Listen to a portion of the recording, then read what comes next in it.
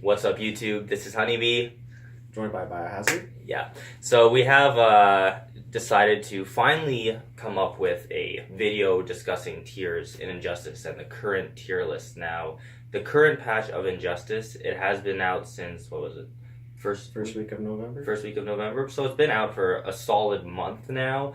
And that's a good amount of time to start discussing where we believe tiers are, where the characters are within this game right now.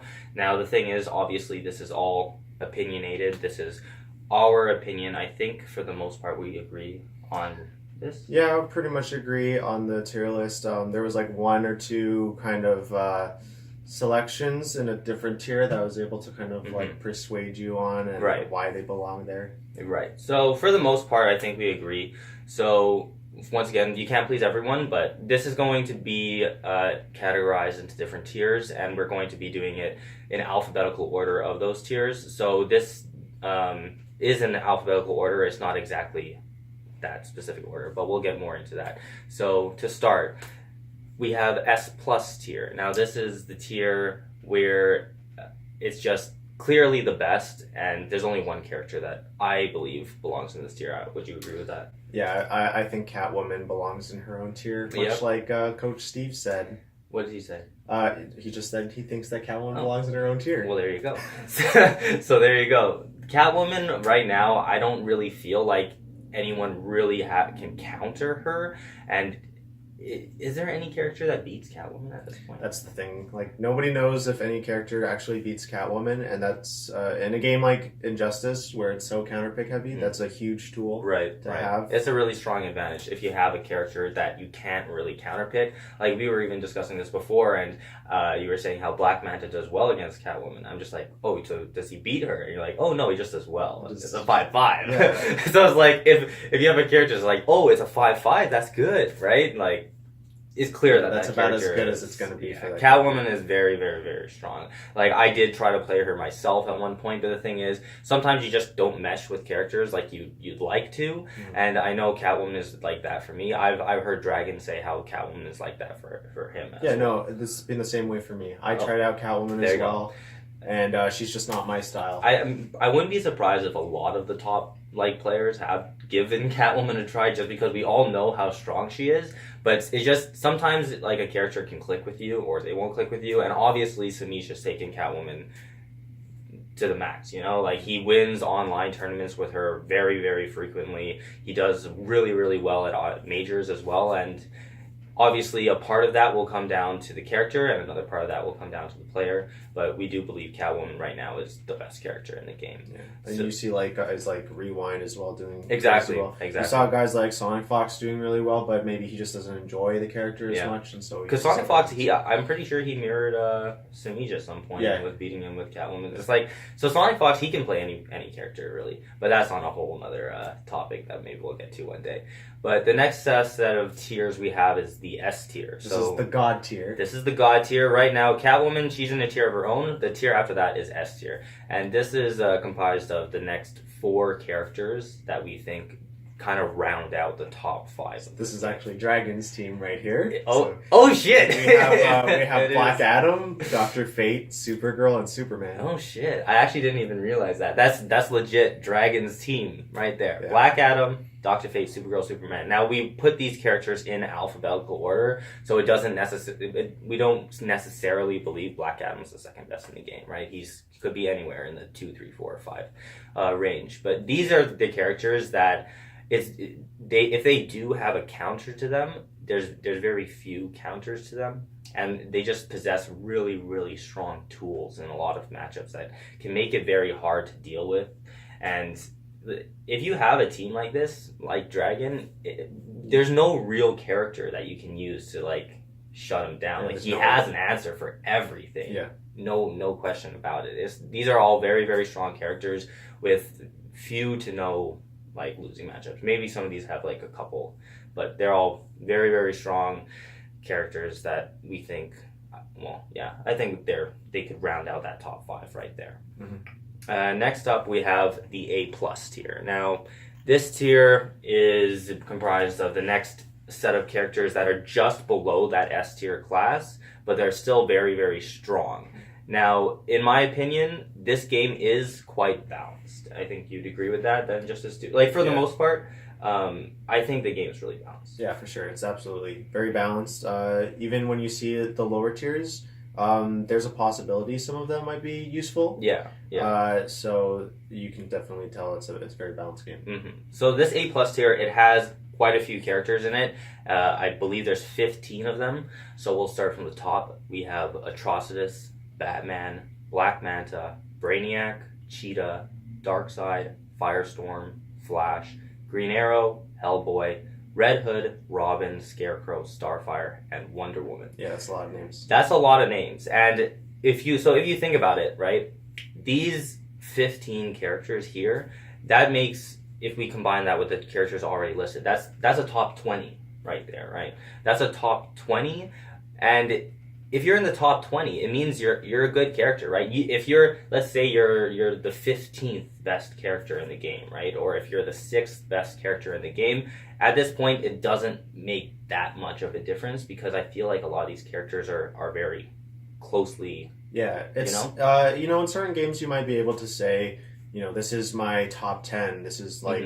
clearly number 1 to clearly number 10, but in a game like Injustice 2, with the amount of like counters in the game and just like how different characters are, when you put them in a obviously you have the top 5 and you have the next 15, they're all very, very similar in how good they are, what utility they have. Right, because like I think we could look at a list like this, and a character like Batman, you could arguably place him somewhere in that top 10. You could arguably place him somewhere in the top 15. Like, it doesn't really matter that much whether this character is, like, let's say the 7th best or the 12th best. All these characters are very strong, and they're all viable, right? Like, all of them are definitely useful in a tournament setting. I do think that some of these characters you would need a secondary, though, because some of them, for example, I know Green Arrow can get demolished by Dr. Fate. So maybe you want a counter for that. And I know Flash, I would never fight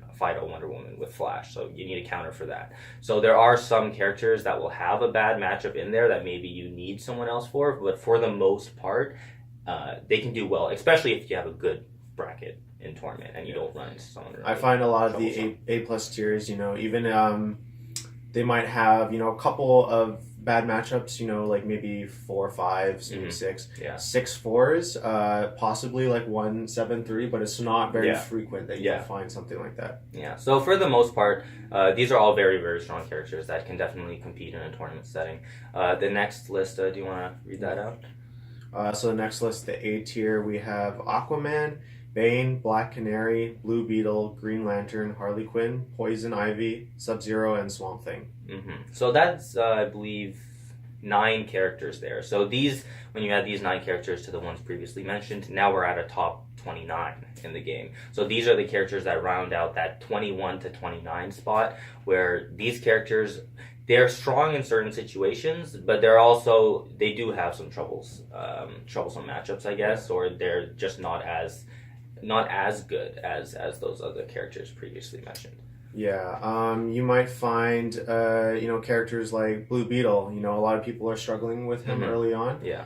But in reality, he might have a lot of, like, kind of tough matchups, especially with the characters that are listed above him. The characters here, they're not bad. They can definitely still be used in a tournament setting, but it would be highly advised to have a secondary at this point, I would say. I think it would be possible, but very difficult to make it into that top 8 stage with just using one of these characters. Maybe Blue Beetle. I know Deoxys did make a top 8 in War of the Gods using only Blue Beetle, so shout outs to him. That was impressive. Yeah. But yeah, I do think that some of these characters probably do need a secondary. You can see that some of these characters, like say, Harley Quinn, Sub-Zero, Blue Beetle, those kind of characters, they might actually do pretty well on their own, having just those characters. But yeah, yet again, you'll find that maybe they suffer from 9 or 10 bad matchups, and you really do need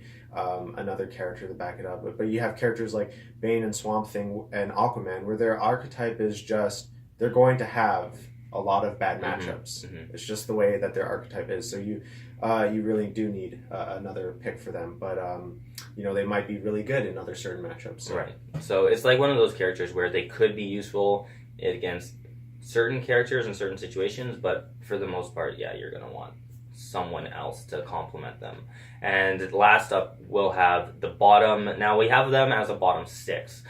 These are essentially the B tier characters. So take note that these are B tier characters, right? It's not like these are F tier, like complete garbage and worthless, right? Like they could still be used. It's just that compared to the rest of the characters at this point, they do seem to suffer in some kind of areas. So we have Captain Cold, Cyborg, Deadshot, Gorilla Grodd, Joker, and Raven.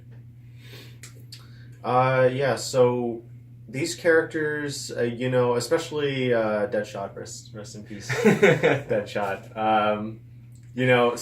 These characters, they might have been good at one point, but in the end, they kind of ended up where they are because of the tools that they have or lack thereof. Right. Let's talk a little bit right now about Deadshot, because for those of you that don't know, my brother Biohazard was a Deadshot secondary main kind of thing. Main, yeah, one of his characters that he was using quite frequently in a tournament setting. Now, before the last patch, I think everyone could agree that Deadshot was top 5 in the game, absolutely, potentially top 3 in the game. And now we have Deadshot as a bottom 6 character. So what happened? They really wanted to tone down his zoning because it was too much of a problem. I think they kind of toned it down a little too much because they hit him where he needed to be hit with the meter build, but then they went further on and hit him with his wrist cannon, which really kind of destroyed his game. It really destroyed his neutral, his zoning. He's resorted to using his bounce shot. It ruined his combos, and it just really hurt his character. So in situations where he needed the wrist cannon to affect his zoning with rifle and everything to complement those kind of things, it kind of it doesn't complement it anymore. Because now it's too easy to close that distance, I think, against Deadshot. Before you had to kind of work for it, but now it's kind of just like if you duck one wrist shot, you have a lot more time now to try to close that gap, and it's a little bit too difficult for Deadshot to really be effective. Yeah. Deadshot doesn't get the combo damage that other characters will get. Right. He doesn't have the anti-airs to deal with people jumping in on him, so he has to make some really ballsy plays with jump 1. Right.